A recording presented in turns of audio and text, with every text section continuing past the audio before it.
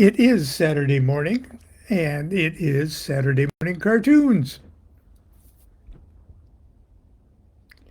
Now, I know it's going to be kind of hot today, but it's nice and cool in my office. And just immediately following our little talk this morning, I'm going to be presenting. I'm going to be delivering a, a little talk virtually from the comfort of my own man cave, the Hermit's Cave here in Sacramento. But I'm going to be speaking at the LimaCon. Now, last time at the LimaCon, I was able to be there in person, but today and tomorrow I'm going to speak tomorrow too. But anyway, so it may not be a very long Saturday morning cartoon, but who knows? You know how I digress and babble on in my pitiful senior citizen narcissistic ramblings. Anyway, today's talk is something I called the Oracle of the Chinese Princesses. And I started thinking about this formula of the princess in the tarot in preparation for my talks here. Crowley talks, when he's talking about the tarot vis-a-vis the Kabbalah, he's talking about the formula of the princess. Now, the princess is one of the four court cards of each of the four suits. But her three family members each represent 30-degree periods of the zodiac, 20 degrees of one sign to 20 degrees of another. So between the 12 other court cards, the whole zodiacal year is represented. But the princesses are special. There's Yod He Vav He, king or knight, prince, or queen, prince, princess. The princess is called the throne of the ace. Okay, the ace sits on the throne. The ace is like, here. The ace is like the alpha, which includes everything. It's like Kether on the tree of life. It is Kether on the tree of life. And everything else emanates from that one. So it's sort of like everything lives inside that Kether. And the formula Crowley's talking about with the formula of the princess is that the energy, the force, the creative flow from Godhead to your head, from the singularity to the many, goes along the line of Yod, okay, and then He, the mother, Yod the father, He the mother. They get together. The mother delivers twins, a prince and a princess. Now that's Yod He Vav He going from top to bottom. But in the cosmic scheme of things, the snake has its tail in its mouth. So it goes mother, or father mates with mother. Mother has two children. The princess goes back to marry the father and starts it all over again. I know it wouldn't hold up in an Assean or a Malkuthian court of law, but cosmically speaking, that's the thing. And the formula of the princess is what magic, what wonderful cosmic magic does the princess, as throne of the ace, what does she do? What quality does she have that enables her to jumpstart the entire cosmos over again? Crowley describes that as the climax of the descent into matter signals the redintegration by spirit. And it occurred to me, because I did an oracle this morning and got a hexagram that was represented by one of these princesses, that, wow, I'm gonna read that whole thing. Now, my favorite I Ching, and the one that I've used for years and years, I've used for literally 50 some years, is this one by Wilhelm Baines. But my new favorite that I use as my study, my research I Ching, is this one by Benny Bill Wen, I Ching the Oracle. Okay, but I created the I Ching of Milo for my laziness. Okay, it may have been lazy, but I did what I could to, because over the years, 50 some years of using the I Ching, I've gotten pretty much all of the hexagrams and the moving lines and everything else. And so I distilled it into lawn talk. And I did it in the I Ching of Milo, which is included in the Book of Ordinary Oracles. But what I thought I would do today is read not only to you the princess's hexagram, but also each of the moving lines and my comments on each of the moving lines of those 4 hexagrams. Okay, so let's start first with the Ace and Princess of Wands. Okay, remember, the princess is the throne of the ace, and they don't represent time periods, they represent spatial periods. The throne of the Ace of Wands, and she rules the Cancer, Leo, Virgo quadrant above the North Pole. They're spatial. So, okay, she represents, I'll do this here. Doesn't that look like an open mouth? The 2 lips or the unbroken lines on top. And okay, so it's called the corners of the mouth. It's number 27, providing nourishment. Observe what comes out of your mouth and what goes into it. You are what you eat and what you say. Now, each of those 6 lines can move.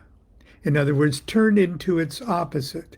Each of those moving lines can get old, so old that they flip into their opposites, just like the shifting of magnetic poles of the Earth from time to time. They just flip. Okay, so each of those lines can grow old and flip to its opposite, and in doing so, creates another hexagram. But as they are moving, They are like shouting to the world, this is what's changing in this situation. Okay, this is what's in motion at this period of time. It doesn't predict the future. It just shows you what is changing in the now. So I'm going to read my comments on each of the moving lines, and in I Ching technique, you start from the bottom. Okay, so here's the whole hexagram is observe what the corners of the mouth are providing nourishment. It's the title. Observe what comes out of your mouth and what goes into it. You are what you eat and what you say. Now the moving line, if we'd flip the bottom one, it would say, you would kill the goose that laid the golden egg for a spoonful of foie gras. Now, if the moving line was in the second place, or the second one from the bottom, you'd rather collect food stamps than work at a health food store.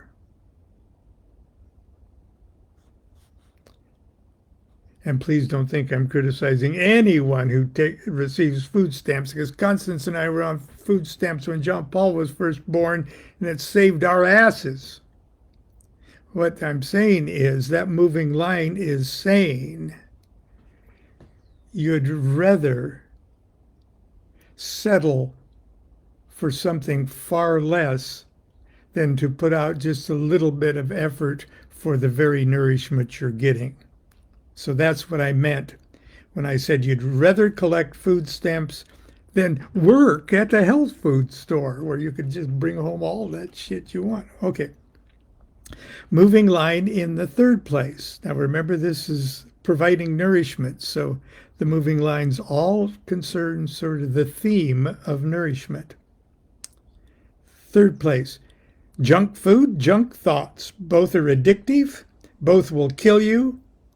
Kick the habit now. In the fourth line up, like a starving tiger, hunt for people who can help you change the world.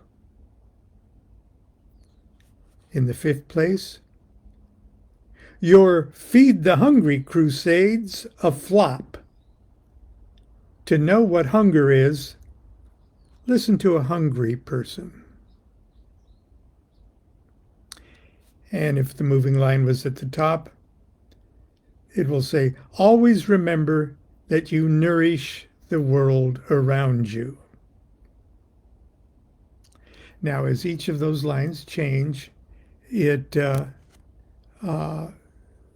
turns into another hexagram. And I'm not going to do that for us. But that was the Princess of Wands for the Yod of Yod He Vav He. Now let's see what I got here going. Okay, for the Princess of Cups, and remember she's the throne of the Ace of Cups. The Princess of Cups is the I Ching hexagram number 41, which is called decrease. Decrease, a downturn in the economy, less stuff, less time, less energy. Don't get mad. Become simpler. Make it an art form. Sound familiar? Geez. Now, if the moving line starting from the bottom, here's what those little comments are for each of the moving lines. At the bottom, it's fine to be a charity volunteer, but don't neglect your own family's needs. In the fifth place, or from the bottom, second from the bottom, okay, that's give up your time, give up your resources, but don't give up your dignity or your soul. Moving line in the third place, Three's a crowd. One's a magnet. Two is good company. Now, please know that I'm paraphrasing much more profound and much more detailed commentaries in big scholarly I Ching. So, but this is how I would summarize all that stuff.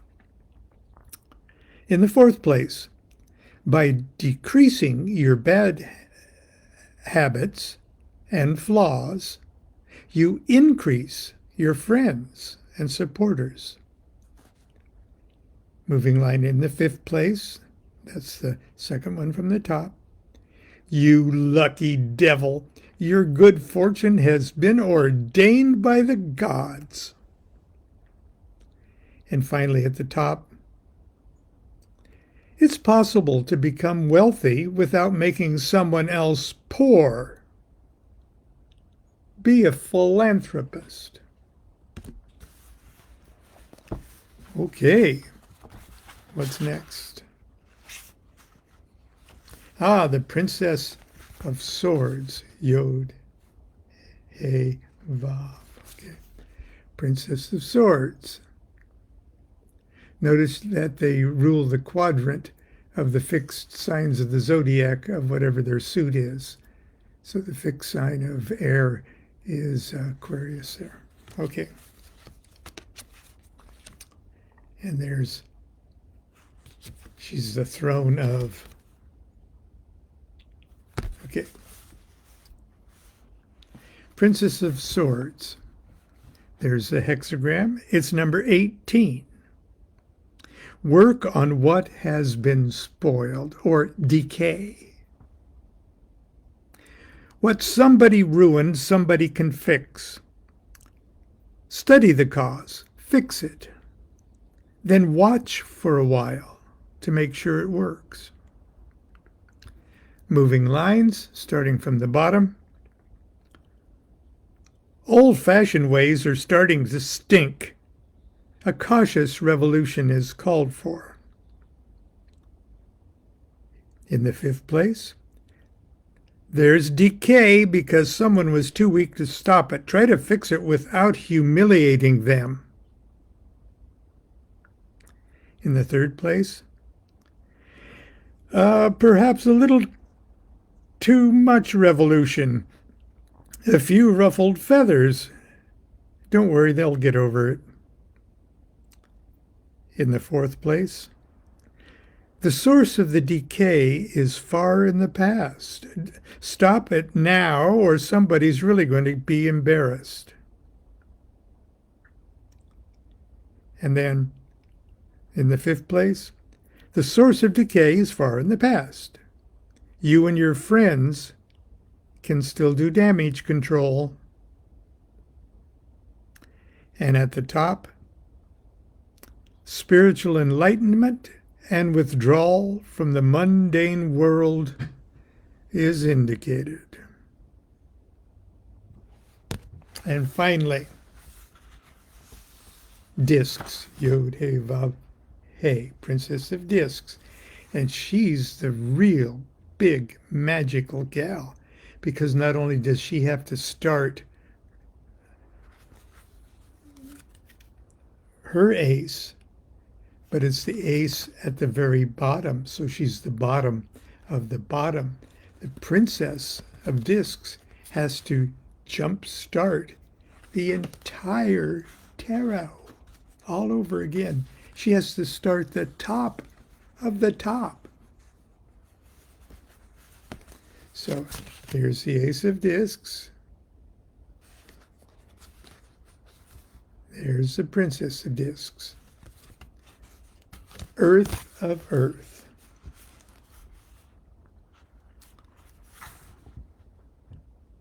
Keeping still. The Mountain. Find a quiet place away from people and noises. Forget your body for a while. Go inside and meet yourself.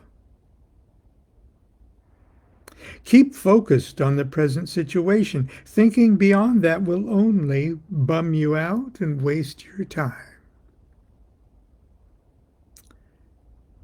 Now, in the classic commentaries of this, they actually say sit silently and still like a mountain with your spine erect. It actually describes a yogic posture of meditation.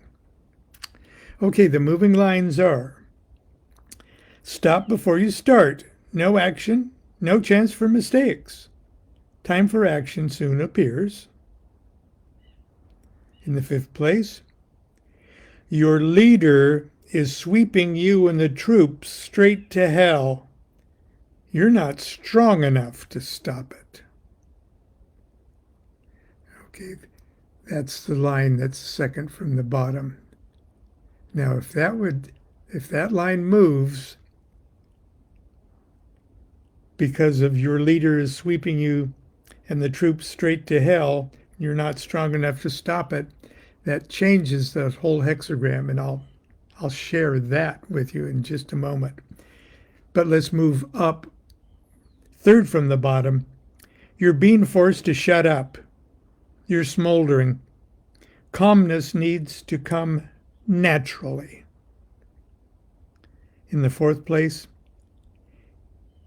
can't get rid of the ego, eh? Hang in there. You can't throw the ego away. It must be lost.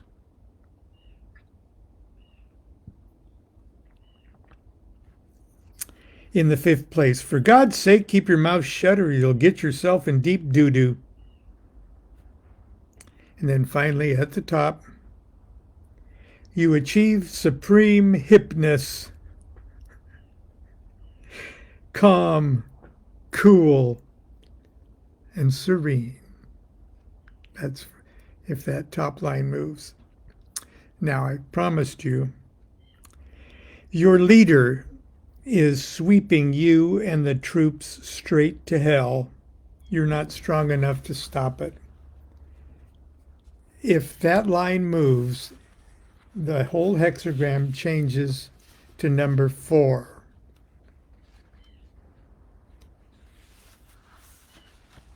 Youthful folly. It's okay to act like a jerk when you're a kid. Don't press your luck. And don't ask the oracle this stupid question again.